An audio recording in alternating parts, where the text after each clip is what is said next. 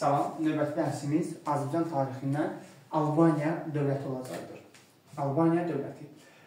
Albaniya dövləti də eyni ilə ötən dərsdə qeyd etdiyim kimi Atropatena dövləti ilə eyni vaxtda eradan əvvəl 4-cü əsrin sonlarında yaranmışdır.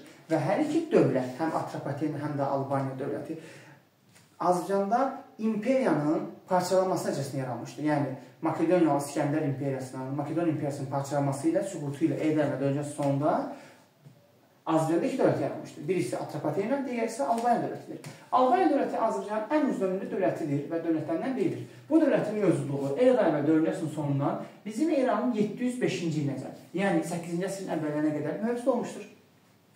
Albaniya dövlətinin yaranmasının ilk öncə əhəmiyyətini araşdırırıq. Bu dövlətin yaranmasının əhəmiyyəti.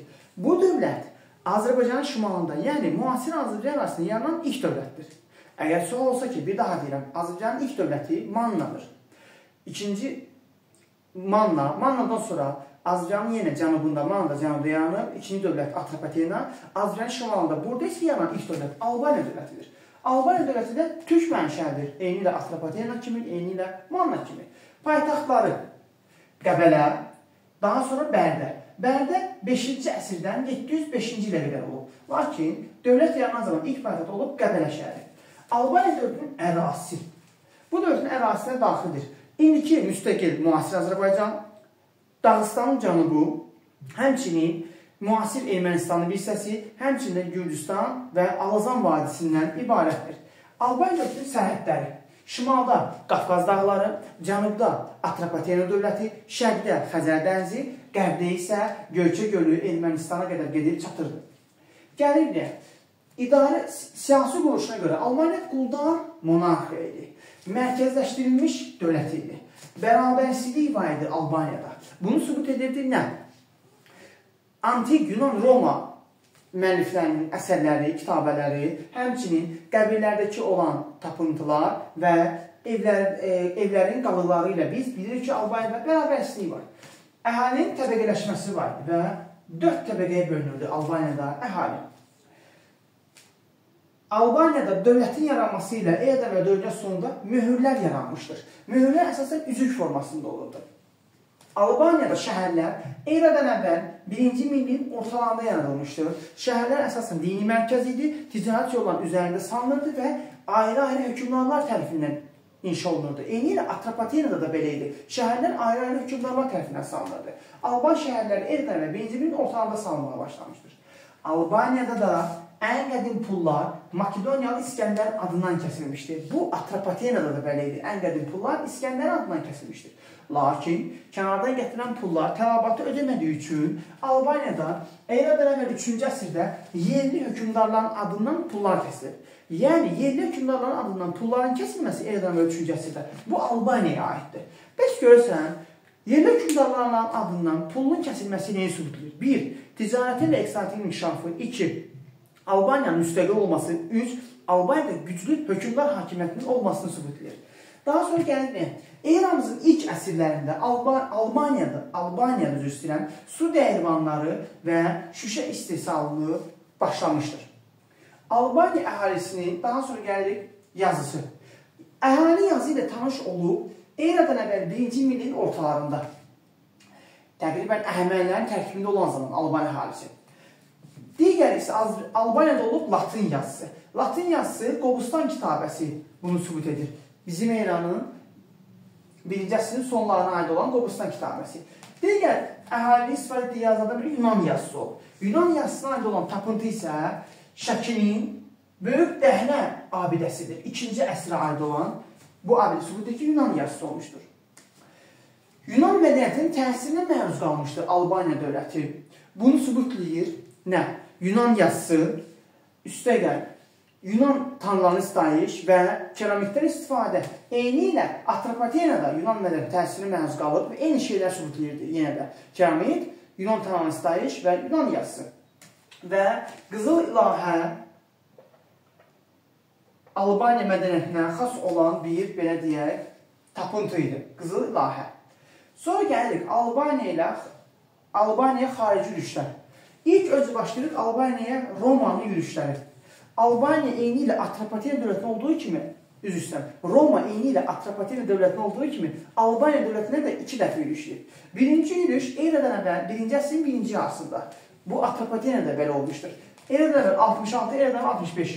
Bu zaman Roma sərkərdəsi Pompeydir. Bir daha deyirik, abituriyentlərimizin ən çox səhv saldığı məqam. Pompey ümumiyyətlə həm Atropatenaya, həm də Albaniya yürüş edənlər Romadan qoşun başları, heç bir hökümdar, xüsusilə imperator deyildi. Onlar sadəcə sərkərdə idi, komandan idi.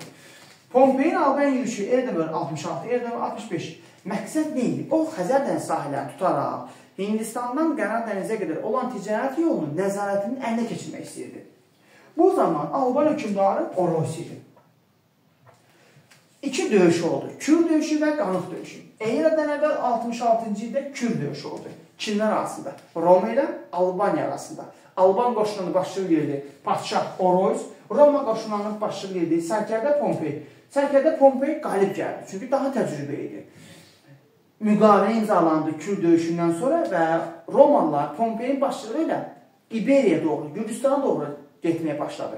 Lakin yolda Oroz, Albanlar Romalıları izlədiyi üçün, onlar üçün təhlükə yaratdığı üçün Pompey qayıtıb bunlarla 2-ci dəfə döyüşdü. Bu olub Qanıq döyüşü.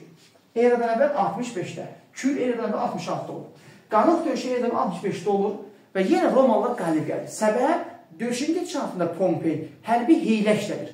Qalib gəlir. Bu zaman isə Alban qoşunlarının başçısı Orozun qardaşı Kozisidir. Yenə Romalılar qalib gəlir. Lakin bu döyüşdən sonra Albanlar yenə müqavimət göstərirlər. Pompey isə ölkənin içərilərinə doğru getməyə başlayır. Lakin o missiyasını tam yerinə yetirmir. Niyə? Çünki yol çətinliyidir, üstəgəl Albanların müqaviməti onun işini çətinləşdirdi və o ilk öncə Albaniya ilə müqavilə imzaladı və çıxdı getdi öz ölkəsinə. Vəssalam. Romanın Albaniya 2-ci yürüyüşü eradan əvvəl 36-cı ildə oldu. Yəni eradan əvvəl 1-ci əsrin 2-ci yarısında. Ötən dəstədir. Eyni vaxtlarda Roma həm Albaniya yürüyüşü, həm də Atropatenaya. Eradan əvvəl 1-ci əsrin 1-ci yarısında Roma yürüyüşü Atropatenaya. Bu zaman sərkərdələr Lukul və Pompey idi. Elə həmin vaxtda Roma Albaniya yürüyüşü Pompey idi. Eradan əvvəl 1-ci əsrin 2-ci yarısında konkret olaraq eradan 36-cı ildə Roma həm yürüyüşləyib Atropatenaya, bu zaman sərkərdə Antoni idi, həm də Roma yürüyüşləyib Albaniya. Bu zaman isə Roma sərkərdəsi Kanidi idi. Kanidi gəlib Qafqaza çatdı. O birinci İberləri tabe etdi, Gürcüləri, İberləri özünə müttəfiq etdi, sonra gəldi, Albanları da tabe etdi, eradan 36-cı ildə. Bu zaman Albaniya hökümdarı Zober idi. Daha sonra isə Albaniya bizim İran 1-ci əsrdən etibarən Roma ilə diplomatik və iqtisadi əlaqələr saxlamağa başladı. Bəs görəsən, Albaniya buna məcbur edən nə idi? Baxın, burada yazmışıq ki, Albaniyanın Roma ilə əlaqəsi 1-ci əsrdən 3-cü əsrə qədər olmuşdur.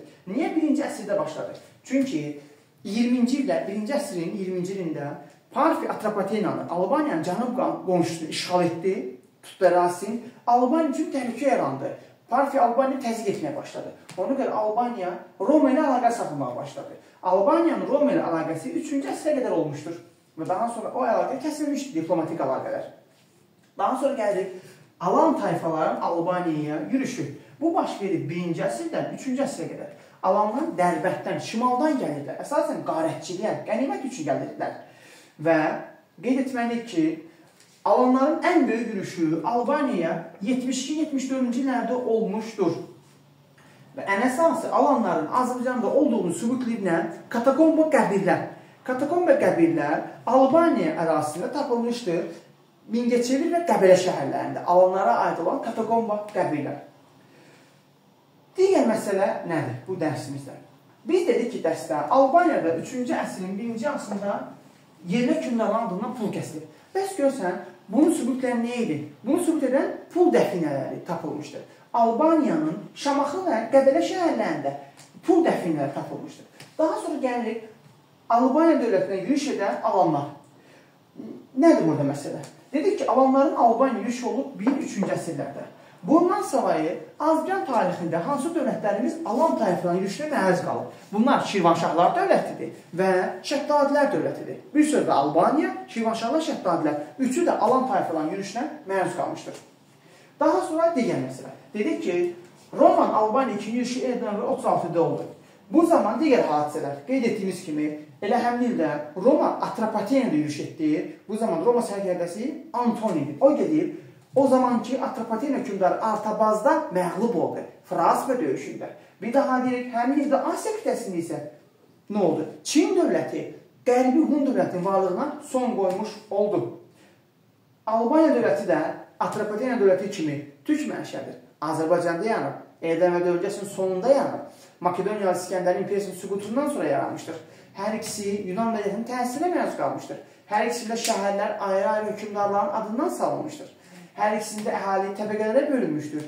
Daha sonra deyə bilərik ki, hər ikisi türk mənşəlidir və başqa məsələ deyə bilərik ki, hər ikisi qədim quldar dövlətlərimiz edir. Hər ikisi də birinci birlikdə yaranmışdır. Bu da Atropatena və Albaniya dövlətlərinin oxşarlığıdır və dərsimizdə bundan ibarətdir.